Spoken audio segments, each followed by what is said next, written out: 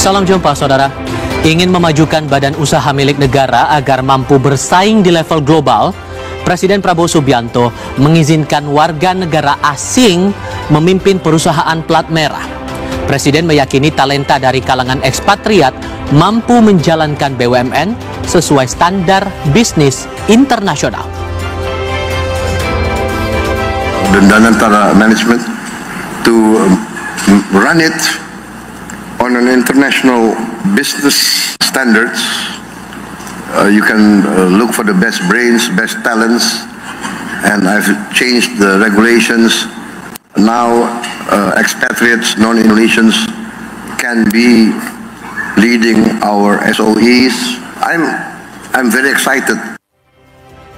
Seiring lampu hijau Presiden memberi izin WNA memimpin BUMN, PT Garuda Indonesia Persero telah menunjuk 2 ekspatriat sebagai direktur melalui rapat umum pemegang saham luar biasa 15 Oktober lalu. Keduanya yakni Neil Raymond Miles, mantan bos Green Africa Airways yang ditunjuk sebagai direktur transformasi Garuda Indonesia, dan Balagopal Kunduvara, mantan petinggi Singapore Airlines yang ditunjuk sebagai direktur keuangan dan manajemen risiko Garuda. Peneliti hukum Selios Muhammad Saleh Nanda menyoal isu kedaulatan ekonomi dari kebijakan penempatan WNA di pucuk pimpinan BUMN. Saleh juga menyebut sengkarut BUMN disebabkan masalah tata kelola, bukan semata siapa pucuk pimpinannya. Selain mengizinkan WNA mengelola BUMN, dalam 5 tahun ke depan, pemerintah berencana memangkas 1044 BUMN. Jumlah itu dikurangi menjadi sekitar 230 perusahaan agar bisnis perusahaan plat merah efektif dan efisien. Terlebih dalam rentang 5 tahun, target setoran dividen dipatok 750 triliun rupiah. Sebagai gambaran, dilihat dari laporan Kementerian BUMN tahun 2024, setoran dividen BUMN terbilang kecil. Total valuasi aset BUMN lebih dari 16.000 triliun rupiah, hanya menghasilkan dividen 85,5 triliun rupiah atau sekitar 0,52%. Masalah korupsi juga jadi rapor merah perusahaan plat merah. Indonesia Corruption Watch mencatat sepanjang 2016 hingga 2023 terjadi 212 kasus korupsi di lingkungan BUMN. 349 pejabat BUMN menjadi tersangka. 84 orang diantaranya duduk di jajaran direksi. Dari ratusan kasus itu, kerugian negara diperkirakan mencapai 64 triliun rupiah. Nah, survei Litbang Kompas pada 11 hingga 14 Agustus 2025 mengungkap sejumlah masalah paling disorot masyarakat dari BUMN. Korupsi paling banyak disorot sebesar 46,8%, disusul kurangnya transparansi dan pengawasan 16,2%, intervensi politik 10,4%, dan soal manajemen yang kurang profesional 9,5%. PR pengelolaan BUMN kini beralih ke Badan Pengelola Investasi Danantara. Nah, BPI Danantara telah mengambil alih peran Kementerian BUMN terkait pengambilan keputusan strategis di holding dan anak perusahaan BUMN. Ada 844 perusahaan yang dikelola dengan valuasi aset 16.487 triliun rupiah. Itu belum termasuk tambahan berbagai aset negara seperti kawasan Gelora Bung Karno di Senayan. Beragam masalah yang membelit BUMN dari efisiensi hingga praktik korupsi menuntut pembenahan tata kelola. Pemerintah juga perlu selektif siapa yang duduk mengelola BUMN karena menyangkut isu kedaulatan ekonomi. Kami bahas lebih lengkap dalam Bisnis Talk pekan ini. Prabowo izinkan WNA pimpin BUMN bebas kepentingan politik. Saya Tifal Solesa.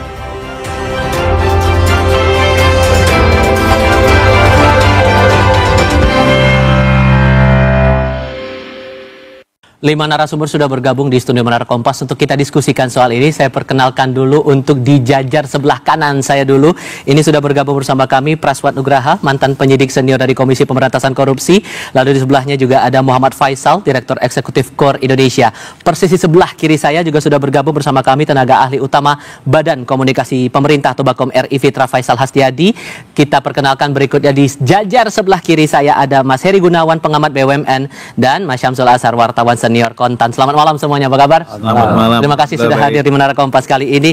Saya mau mengutip pernyataan nih Pak Prabowo saat menyampaikan di acara Forbes waktu itu bilang sekarang ekspatriat non Indonesia bisa memimpin BUMN kita.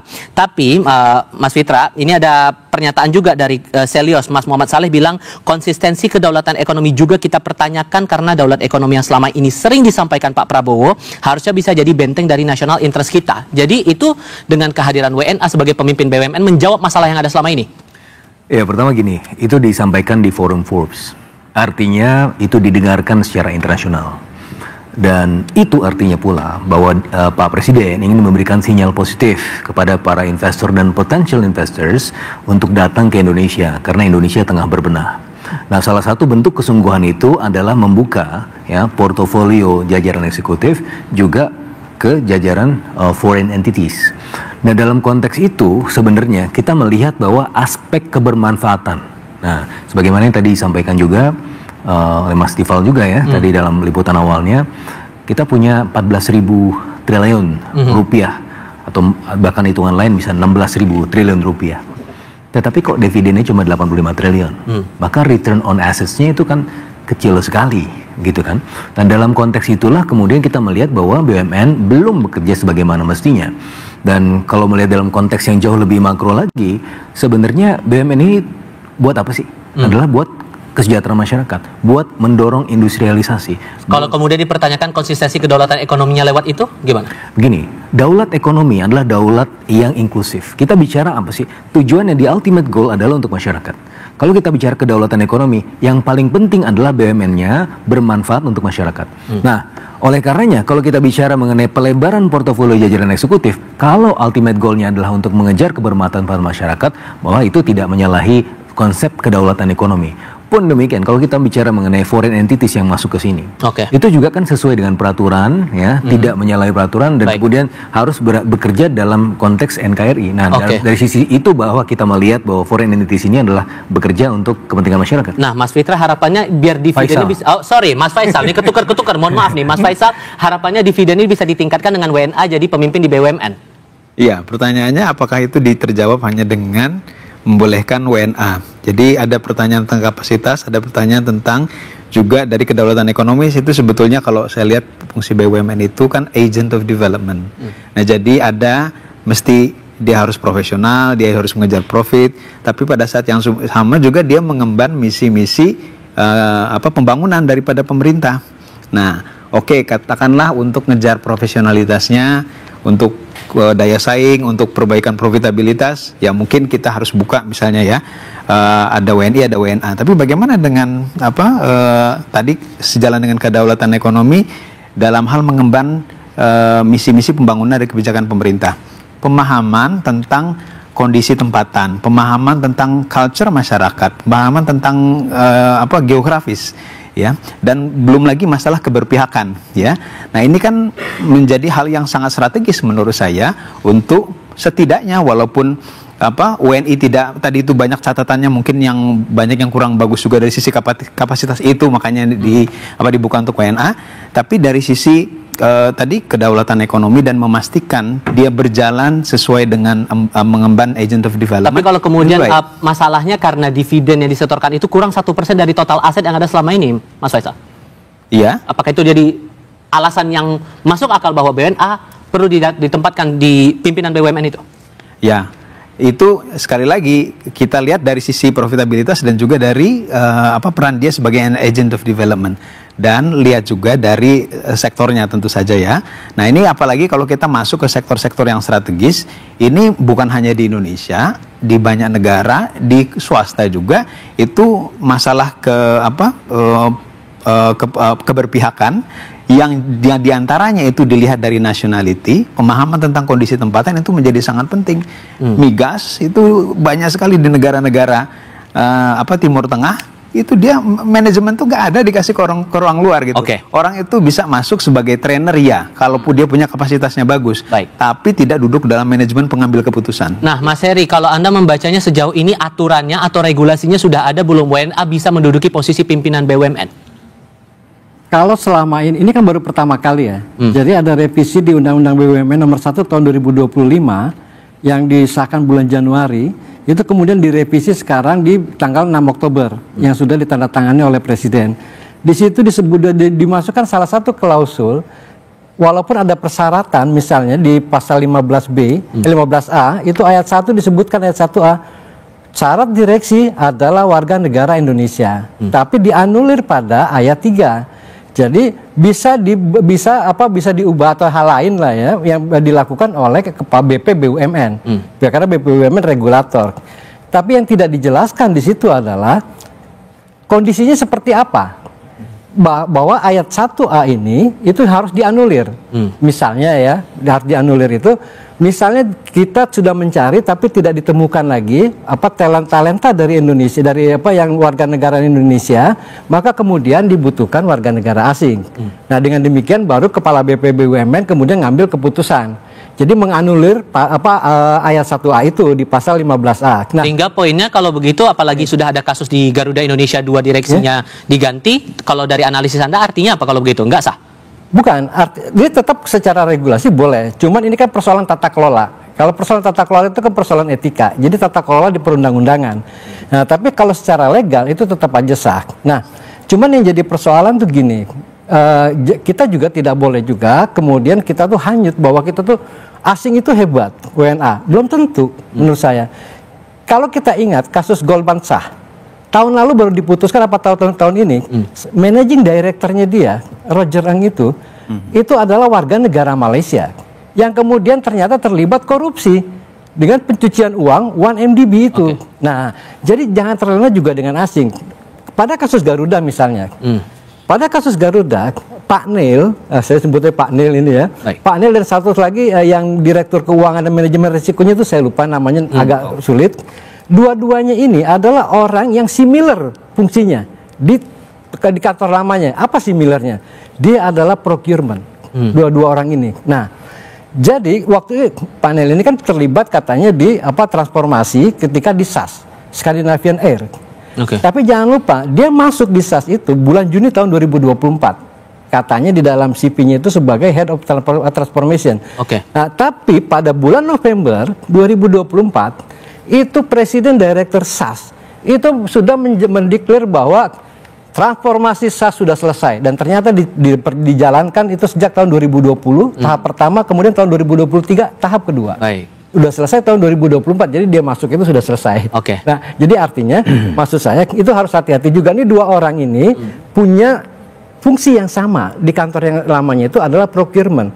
Nah, ini jangan sampai misalnya kan BUMN kita itu kalau kita ngomongin aspek keberlanjutan, ketika dia mencari mitra vendor misalnya, dia kan harus memperhatikan juga wilayah lokal. Itu kira-kira gitu. Ada kekhawatiran masalah kerahasiaan dan agar tidak disalahgunakan, Mas Fitra. Merespon itu gimana? Ya, jadi gini, dalam international best practice ada yang namanya NDA, ya, non-disclosure agreement.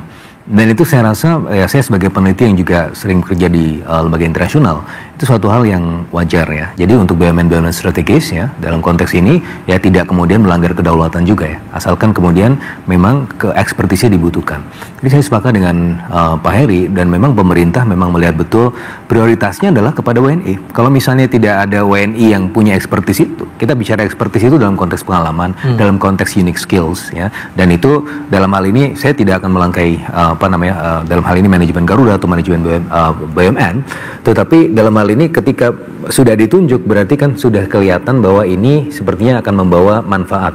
Nah, kalaupun misalnya tidak membawa manfaat, kan gampang bisa dievaluasi gitu kan. Sebagaimana kita lihat misalnya dalam konteks culture tadi yang disampaikan oleh Mas Faisal, dalam konteks budaya organisasi dan segala macam. Coba kenapa kita hire Sintayong sih untuk lolos Piala Dunia? Sintayong ngerti nggak culture Indonesia? Nggak ngerti kan? Tapi pada akhirnya dia bisa membawa kita melaju. Dan ya akhirnya ada evaluasi lagi. Patrick Kluivert kita lihat lagi. Ternyata nggak mampu untuk membawa kita ke World Cup. Ya dipecat, nggak dilanjutkan begitu. Dan itu yang kemudian pola itu yang akan dilakukan juga. Soal jaminannya nih Mas Samsul, jaminan bahwa kerahasiaan itu dijamin saat WNA memimpin BUMN, kita perlu khawatir atau sebetulnya bisa-bisa aja? Jaminan itu saya rasa nggak ada yang bisa menjamin ya, mau WNA. Tapi dalam kasus seperti ini kita melihatnya harusnya profesional pertama. Satu profesional. Kenapa? Sebenarnya kita juga bukan hal yang baru. Saya ingat waktu mau IPO-nya Bank Mandiri itu adalah salah satu selevel dengan direktur, memang bukan direktur tapi selevel dengan direktur di bagian keuangan itu orang Korea Selatan. Beliau yang lebih paham bagaimana dengan aturan persal modal dan sebagainya. Sebenarnya manfaat, balik lagi ke manfaat. Jadi jangan kita silau asing atau enggak asing, tapi manfaat yang diterima oleh BUMN itu. Misalkan kita ngomong BUMN ya, BUMN kan tujuannya adalah laba. Kalau memang BUMN ditugasi oleh penugasan ya jangan ditarget laba. Itu yang membuat hal-hal yang jadi tumpang tindih dan beda persepsi. Kalau misalkan nanti penugasan pemerintah lebih banyak dikasih orang asing kan pasti akan nggak masuk gitu ya. Tapi kalau sektor-sektor strategis tertentu, misalkan untuk penguasaan teknologi, contoh kata WUS itulah kasih orang sana, karena kan barangnya dari sana semua, misalnya seperti itu, itu akan lebih perform, akan lebih pas. Tapi sekali lagi kita jangan terlalu silau asing lebih bagus, enggak. Orang kita juga banyak lebih bagus. Itu ya yang mau kita elaborasi lagi. Dengan banyak BUMN pasti SDM-nya juga banyak kan. Apakah dari sebanyak itu SDM di BUMN kita yang 1000-an itu tidak ada yang bonafit, tidak ada yang mampu secara standar bisnis internasional itu memimpin BUMN kita? Kita bahas setelah jeda berikut ini.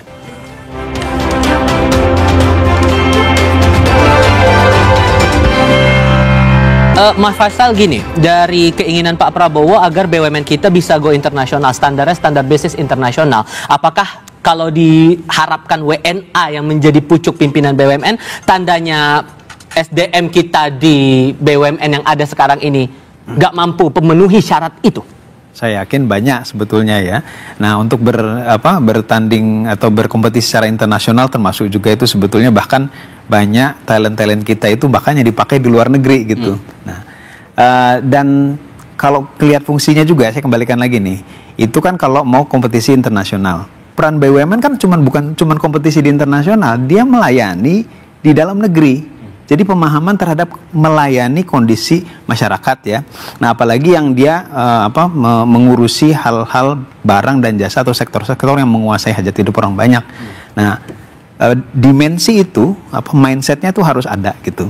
Dalam banyak kasus juga dalam mengerjakan kegiatan proyek-proyeknya, BUMN itu kan bukan hanya satu profit atau proyek ini misalnya dia keuntungannya dari IRR, dari NPV berapa enggak, tapi dia juga melihat dari secara ekonomi, kalaupun secara financial, NPV, IRR-nya mungkin tidak terlalu layak, tapi secara ekonomi sangat layak misalnya. Tapi secara SDM kita standar internasional itu terpenuhi atau tidak?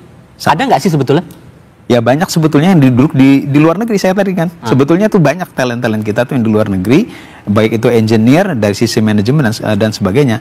Tinggal bagaimana sistem insentif dan sistem pemilihannya ya, dan yang mengutamakan meritokrasi, dan tentu saja apresiasi terhadap orang-orang yang punya talent tersebut. Kalau apresiasi kurang ya, sistem meritokrasi tidak menjadi nomor satu, ya orang-orang yang bagus ini akan keluar. Oke. Maka indikator spesialnya nih Mas Fitra, indikator spesial apa yang membuat WNA ini bisa layak untuk jadi pimpinan BUMN itu? Yang dicari pemerintah itu yang karakter spesial apa sih? Ya profesional, yang mampu untuk membawa. Yang sekarang? Nah begini, kenapa WNA itu ada di situ sekarang? Ya berarti kan Presiden melihat, atau dalam konteks ini BPBUMN maupun Dirgantara melihat memang ya belum ada expertise yang memang bisa meleverage Garuda. Coba kalau kita lihat selama ini Garuda menjadi flag carrier tapi kok boncos terus kalau dibandingkan misalnya dengan Singapore Airlines atau dengan airlines yang lain yang membawa flag carrier sudah captive. Ya secara operasional kok tidak kemudian lebih baik ya ketimbang kemudian yang lain. Nah ini kan pantas dicoba juga. Kalau kita melihat nih, kenapa sih kita tim sepak bola balik lagi kan? Ini kan foreign entities ini tujuannya apa sih? Kita harus melihat yang the big picture-nya dulu, gitu kan? Tujuannya untuk apa? Meningkatkan misalnya kalau untuk Garuda, meningkatkan profitabilitas Garuda. Sehingga pada akhirnya kita tidak hanya bicara mengenai return on assets, kita bicara mengenai return on equities, kemudian ada dividen shareholder payout ratio yang lebih tinggi dan seterusnya. Itu kan yang kita harapkan supaya aspek kebermanfaatan lebih luas. Yang kedua, ini sekali lagi sebagaimana yang saya sampaikan tadi, Pak Presiden kemudian kan ini tidak merupakan kalimat negasi. Ini WNA boleh masuk, tetapi kan tadi seperti disampaikan diaspora Indonesia juga tentunya mendapatkan prioritas. Tapi di sisi yang lain ini memberikan positive signaling effect. Contohnya Pak, bagaimana kita melihat efek sirkumstansial dari apa yang disampaikan oleh Pak Presiden di Forum Forbes tadi. Indeks harga saham gabungan kita itu kalau kita lihat secara circumstantial setelah statement itu membaik kok, tidak memburuk gitu kan. Bahkan sekarang juga dalam beberapa hari terakhir itu ada rally.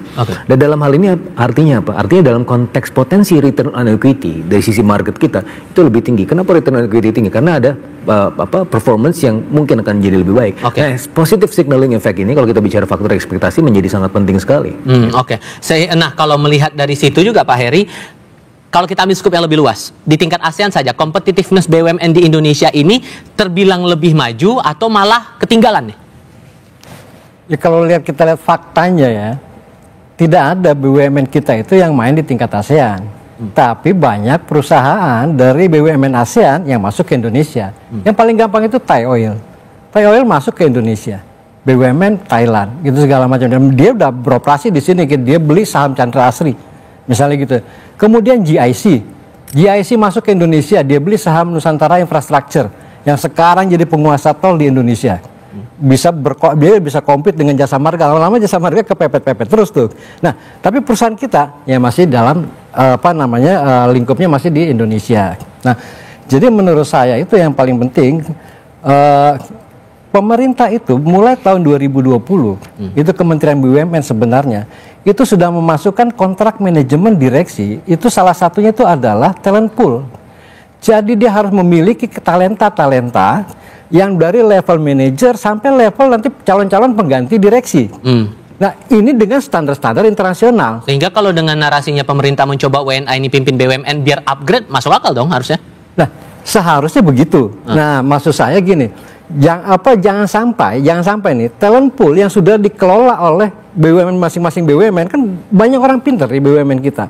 Di BUMN kita yang sudah dikelola, yang sudah dididik baik-baik dengan standar mutu, setingkat VP apa, setingkat SVP apa, setingkat senior executive vice president apa, untuk menjadi calon direksi itu apa, standar-standarnya, kualifikasinya. Nah, kalau ini sudah disiapkan dan ini sudah berjalan, jangan sampai diabaikan. Kita berharap bahwa mereka ini adalah pilihan pertama menurut saya. Nah, kalau memang tidak ada lagi yang punya keahlian spesifik, adanya di WNA misalnya, silahkan pakai WNA. Talent pool kita emang gimana kualitasnya sejauh ini di BUMN kita, Mas Fitra? Ya bagus. Tapi dalam hal ini kan kita bicara mengenai placement yang tepat, gitu kan. Kalau kita bicara mengenai talent, semua bertalenta, ya. Tetapi kalau kita bicara pengalaman, ya mungkin pengalaman itu tidak bisa dibeli di jangka pendek.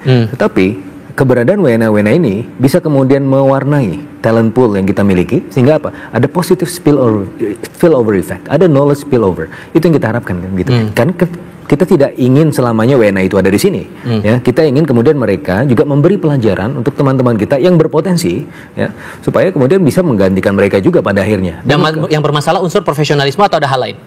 Ya macam-macam, ada professionalism, ada komitmen dan seterusnya. Dan itu sebenarnya people response to incentive. Dan dalam konteks ini kita bicara mengenai kompetisi. Selama ini mungkin aspek kompetisinya kita melihat bahwa antara orang Indonesia aja. Nah, tetapi ketika ada unsur asing di sini, ini kan orang kan akan semakin semangat untuk berkompetisi. Jangan-jangan ya nanti bulan depan udah balik lagi ke WNI. Kalau misalnya WNI bisa membuktikan bahwa dia lebih profesional dibandingkan mereka. Nah, masalahnya sekarang SDM yang berintegritas itu, Mas Praswat. Kan harapannya BUMN dengan adanya SDM yang ada sekarang bisa meningkatkan standar kualitas BUMN. Cuman kan ternyata masalah profesionalisme saja dipertanyakan. Makanya WNA jadi ruang untuk bisa membuat itu bisa semakin baik. Apalagi kasus korupsi juga masih ada kan di lingkup BUMN. Menurut Anda itu jawaban? Saya pikir kan sebenarnya dari awal kita sudah salah untuk mengidentifikasi masalah. Jadi perdebatannya antara misalnya talent pool atau kemudian siapa yang lebih pintar dan berbakat dan jagoan mana dan ekspertis dan lain-lain. Tapi yang kita lupakan bahwa sepintar apapun orangnya, kalau kemudian dia gagal untuk menjalankan tugasnya karena integritasnya dipertanyakan, ini akan yang jadi masalah di BUMN. Jadi BUMN kita itu bukan masalah, betul BUMN kita nggak pernah main di Asia Tenggara, tapi orang-orang Indonesia itu main di seluruh dunia tuh, jago-jago semua.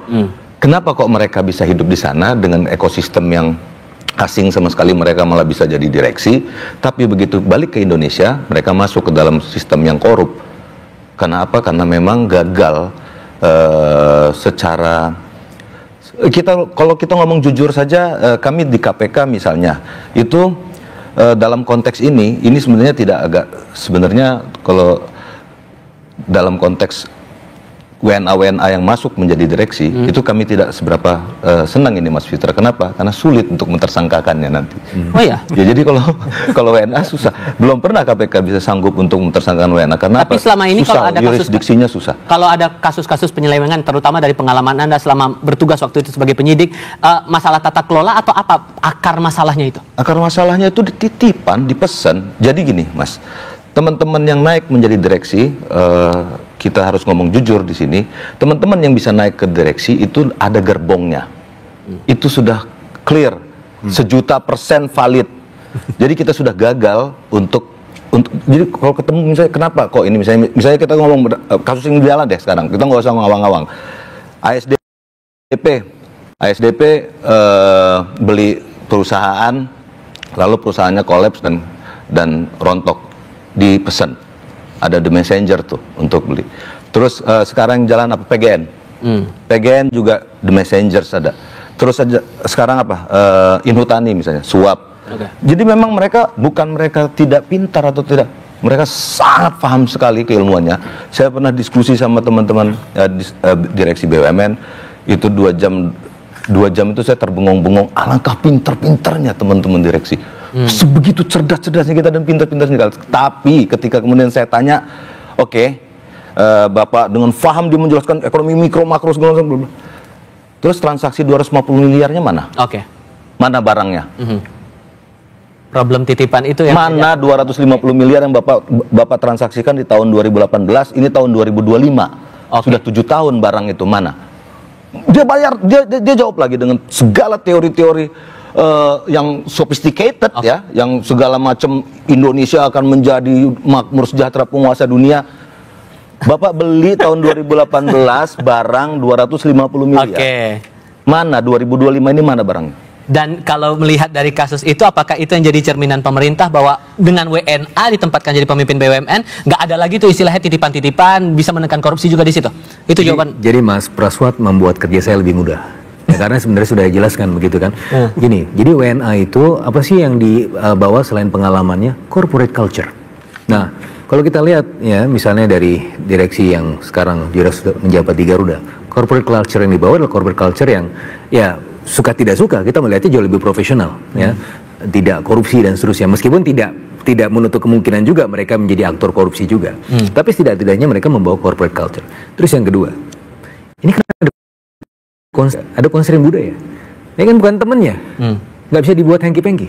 Dan konser itu berarti apa? Ya berarti kemungkinan terjadinya korupsi ya itu menjadi lebih minimal, gitu kan. Dan oleh karena kita melihat di situ kan bagaimana proses hengki-pengki orang ini. Kita memang tadi sampaikan oleh Pak Praswat, kita tidak kehilangan kekurangan orang pintar, tapi kita kekurangan orang berintegritas. Nah jangan-jangan ini WNA ini, ya kita nggak tahu, dia berasal dari corporate culture yang lebih bagus. Bisa jadi kita juga akan mengimpor teman-teman Indonesia yang diaspora yang juga berasal dari corporate culture yang lebih bagus juga. Dan pada akhirnya itu akan membenahi BUMN gitu. Dan kalau ada sisanya itu, dianya nggak hengki-pengki, tapi vendornya BUMN itu WNA semua dan hengki-pengki semua.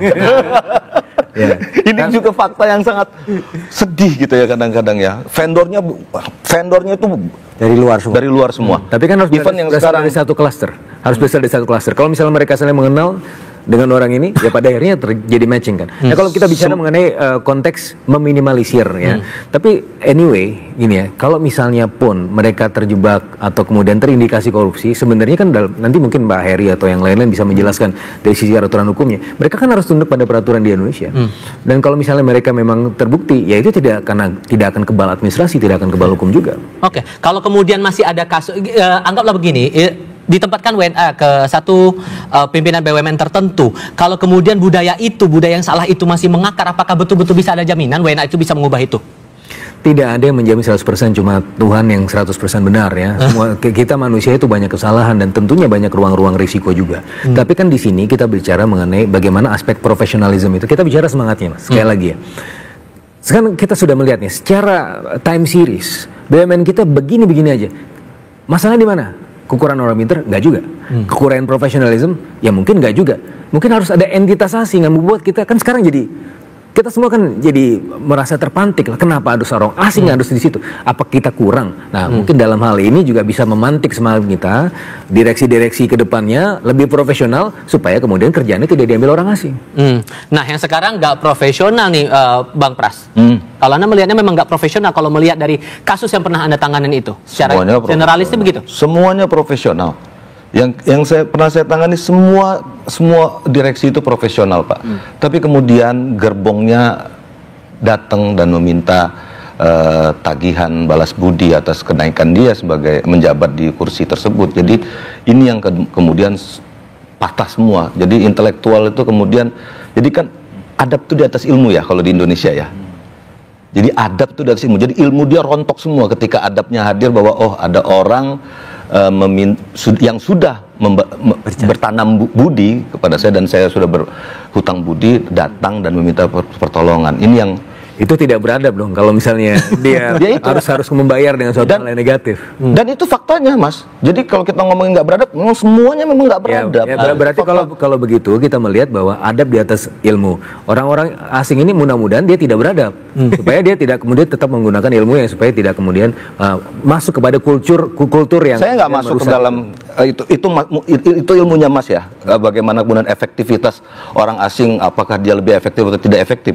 Karena saya memang bukan orang bisnis, tapi saya orang hukum. Tapi kalau dia orang asing, yang pasti satu, dia sulit untuk ditersangkakan.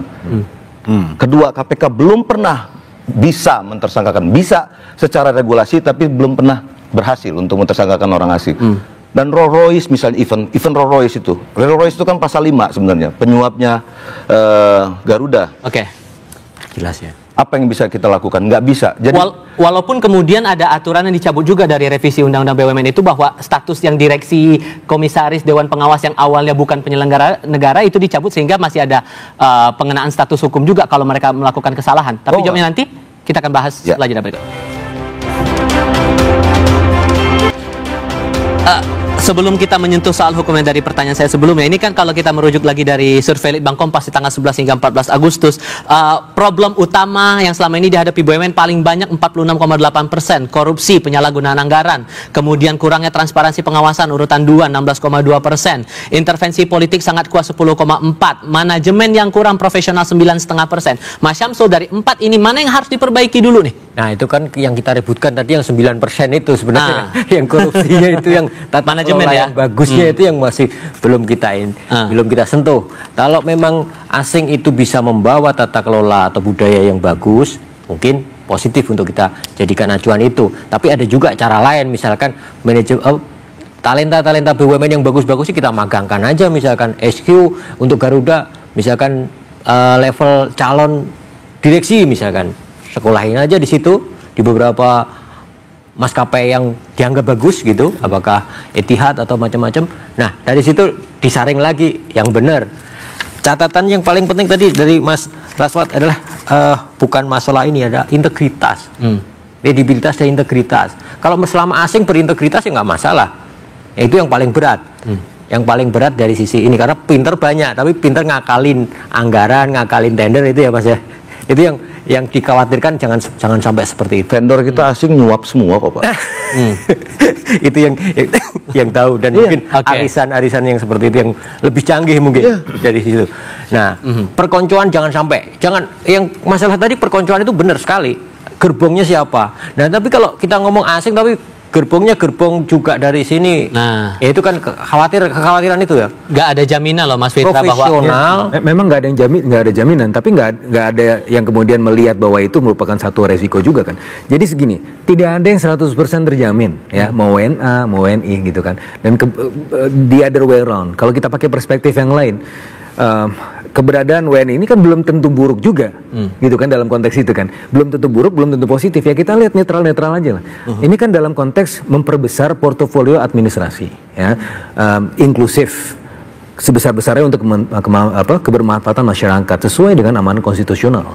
Nah, dalam konteks ini kita balik lagi, Pak Presiden itu ngomong di forum apa sih? Forum internasional. Tujuannya adalah untuk apa? Untuk memperlihatkan bahwa Indonesia tengah berbenah. Bukan artinya bahwa WNI kita itu tidak kemudian kalah gitu ya dengan wena-wena yang kemudian dipekerjakan. Banyak kok, saya kan dulu kan ketua PPI Jepang ya. Itu banyak talenta-talenta kita di luar negeri itu yang unggul. Bahkan nggak balik-balik lagi ke sini, itu Indonesia diaspora. Kenapa? Karena di sini mungkin ya mereka melihat bahwa di sini tidak ada opportunities. Maka setelah itu dibuka, ya ini kan juga tidak menutup kemungkinan bahwa diaspora kita, talenta-talenta unggul di luar negeri akan melihat, oh Indonesia telah berbenah, oh bisa juga saya kemudian nge-play ke sana. Nah tadi saya sepakat dengan Pak Samsul, kenapa nggak dimagangkan aja? Iya betul, tapi itu jangka menengah panjang. Baik. Tapi kan kita juga harus menjawab tantangan di jangka pendek, ini harus dibenahin dulu supaya menjadi rumah mereka untuk kembali lagi nanti. Semangat pemerintah untuk membenahi itu, makanya Pak Heri, Pak Prabowo menyampaikan itu di forum internasional juga. Anda setuju dong soal itu? Ya gini itu, mungkin ikhtiarnya itu, ini ikhtiar darurat ya. Jadi dia pemerintah memaksakan kemudian masuk ke WNA itu supaya memberikan peringatan kepada direksi yang lain di seluruh BUMN, hati-hati. Ini kalau kalian tidak serius mengelola perusahaan plat merah, saya akan ganti semua ini. Kira-kira mungkin message-nya kayak gitu. Tapi buat saya yang jauh lebih penting, yang sebab membenahi apa yang tadi kekhawatiran disampaikan oleh Pak Pras tadi, misalnya gini, kita mulai dari hulunya adalah komitmen menerapkan tata kelola minimal gini, jangan langgar peraturan yang kalian buat sendiri. Peraturan Menteri BUMN tahun 2023 itu sudah jelas menyebutkan Dewan Komisaris tidak boleh pengurus partai politik. Tapi coba kita lihat sekarang, begitu banyak pengurus loh ya, pengurus aktif partai politik menjadi komisaris. Nah ini, kalau hulunya sudah seperti ini kasihan BUMN menurut saya itu. BUMN ini aset negara. Bayangin, Temasek, GIC, ini kita kita harus ngambil contoh yang jelas ya. Mereka itu berkontribusi tahun 2024 20% terhadap total belanja pemerintah pusat Singapura. Jadi bayangin betapa besar kontribusinya bagi negara. BUMN enggak, masih banyak yang nyusul ke pemerintah. Nah, jadi menurut saya komitmen itu harus dimulai dari hulu. Janganlah kita kan pemerintah yang bikin peraturan bahwa Dewan Komisaris tidak boleh menjadi pengurus partai politik. Coba kita lihat pengurus partai politik banyak sekali dan aktif mereka itu. Oke. Makanya jadi komisaris. Nah, Mas Faisal, Anda juga sepakat bahwa ini sebagai alarm, sebagai warning nih, wanti-wanti buat yang lain. Kalau macam-macam ya kita depak lah, biar jangan main-main lah di BUMN ini. Ya, dari alarmnya oke lah gitu. Tapi kembali lagi tadi masalah itu sebetulnya kan di sistem. Ya, jadi kalau sistemnya itu bobrok ya, mau ganti yang paling bagus juga begitu dia masuk ke dalam sistem dia akan terwarnai, nggak akan bisa melawan gitu. Jadi yang lebih didulukan sebetulnya adalah perbaikan dari sisi sistem. Kalau tadi Pak Heri bilang dari hulunya, jadi jangan melanggar apa yang sudah dibuat aturannya itu sendiri. Itu aja dulu dengan konsisten itu dijalankan. Baru nanti ngomong masalah profesionalitas apakah WNI ataukah WNA gitu. Nah, untuk yang ini ya ini kan dimensinya sebetulnya banyak. Satu hal sebetulnya walaupun yang belum disebutkan misalnya kalau kita mau rekrut WNI terlepas dari masalah integritas tadi ya gitu ya. Kalau saya mau rekrut orang WNA gitu ya, ini mau efektif mendorong dari sisi profitabilitas, profesionalitas, saya juga bisa kan membandingkan sama efisiensi. Ya jadi kalau meng-hire orang luar kan tentu saja standar gajinya juga internasional gitu.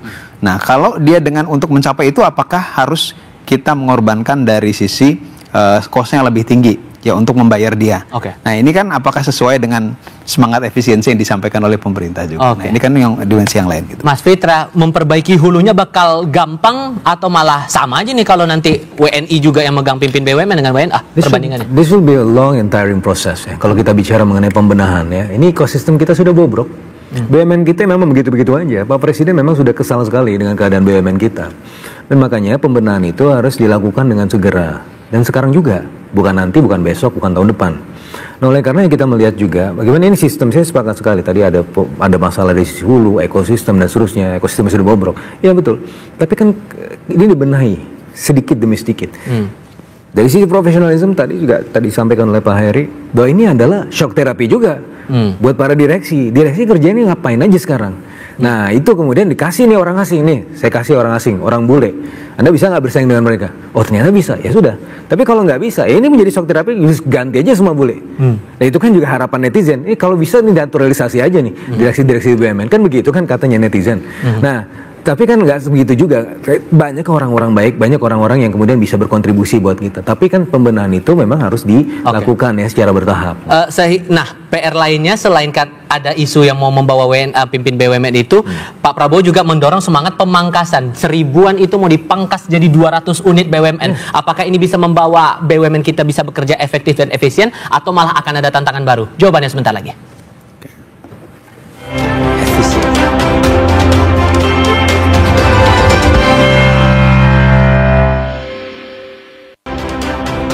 Selain soal WNA ditempatkan jadi pimpinan BUMN, Mas Samsul, semangat pemerintah untuk memangkas unit BUMN 1000-an jadi 200-an, ini bisa semangatnya efektif efisien atau malah akan ada tantangan baru menurut Anda?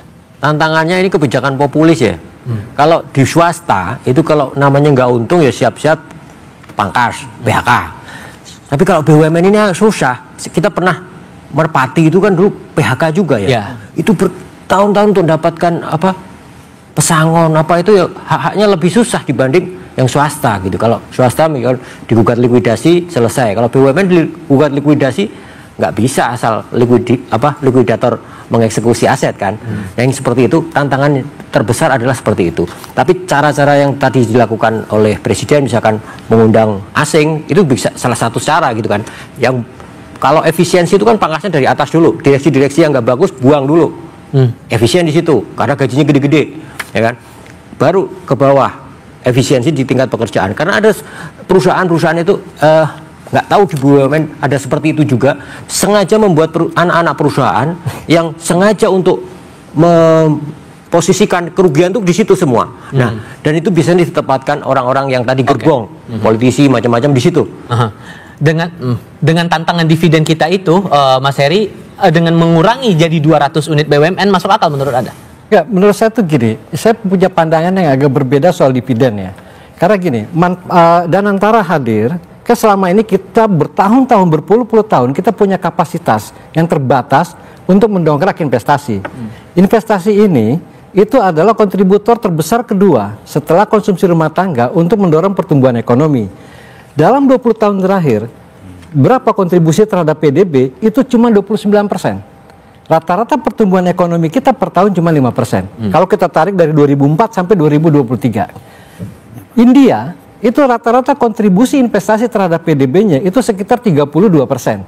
Berapa rata-rata pertumbuhan ekonominya? Itu 6,4%. Cina rata-rata kontribusi investasi dalam 20 tahun terakhir itu per tahun itu ada sekitar 43%. Pertumbuhan ekonominya rata-rata 8%. Maksud saya itu gini, kalau ya pemerintah hanya menuntut dividen, itu kan artinya kalau dividennya itu dikembalikan ke pemerintah besar-besaran, maka BUMN tidak akan investasi. Nah, ketika dia tidak investasi, kapasitas investasi kita akan terbatas. Jadi nanti dia menahan untuk belanja modal. Jangan sampai nanti ada, ini contoh aja, jangan sampai ada mesin di kilang atau di pabrik, lama-lama karatan karena tidak mau diperbaiki. Karena berharapkan bisa memberikan dividen besar. Dengan target 740 T per tahun, target dividen untuk 5 tahun itu pemangkasan jadi 200 unit jadi solusi menurut Anda pemangkasan BUMN itu? Kita perlu lihat pemangkasannya seperti apa, Mas, gitu. Jadi dari 1000-an menjadi 200 T itu cara mangkasnya seperti apa. Kalau dia pemangkasan tuh misalnya begini, ada satu sektor, ada beberapa, ini tidak efisien, perlu dipangkas. Ini ya, BUMN-nya sakit, mau dikasih berapa kali PMN, itu tetap aja dia akan sakit. Ya itu udah, memang kenapa dipertahankan gitu. Jadi kita mempertahankan BUMN yang betul-betul sehat. Tapi kalau mangkasnya misalnya, ada sekitar 250 sektor dan subsektor yang harus dijaga ya. Ada pelayanan publik di situ, misalnya ada 300 dipangkas. Nah, ini yang mau melayani siapa? Mau swasta. Kan tidak semua swasta bisa masuk loh. Nah, jadi kita mesti lihat dulu pemangkasannya seperti apa. Okay. Gitu. Mas Pras, menyinggung pertanyaan saya sebelumnya, masalah sebetulnya dalam aturan revisi BUMN yang baru, direksi tidak ada lagi istilahnya bukan penyelenggara negara, mereka akan kena hukum kalau ada penyelewengan, dijamin juga oleh Kejaksaan Agung. Tapi di sisi lain, lini BUMN kita kan bisnisnya banyak, apakah ini akan jadi tantangan juga buat penyidik kalau ada penyelewengan di lini-lini bisnis tertentu? Nggak ada masalah. Singkat saja. Jadi bahkan di undang-undang kan sempat undang-undang BUMN sempat direvisi 2 kali ya kalau nggak salah ya tahun ini ya. Revisi yang pertama itu direksi itu tidak menjadi penyelenggara negara dan kerugian BUMN bukan kerugian keuangan negara. Jadi seolah-olah itu kan sebenarnya test the water aja mas, dan itu nggak efektif karena KPK terus nangkep Inhutani, terakhir OTT juga BUMN, BRI masuk BUMN, jadi nggak ngaruh, PGN masuk, terus berjalan proses berjalan. Jadi begitu dilihat itu, padahal begitu undang-undang baru dikeluarkan dan seolah-olah direksi dilindungi oleh undang-undang baru, tapi nggak ngaruh. KPK ngeluarin, ketua KPK ngeluarin tuh surat edaran, undang-undang BUMN tidak berlaku dengan undang-undang KPK karena KPK menggunakan undang-undangnya sendiri.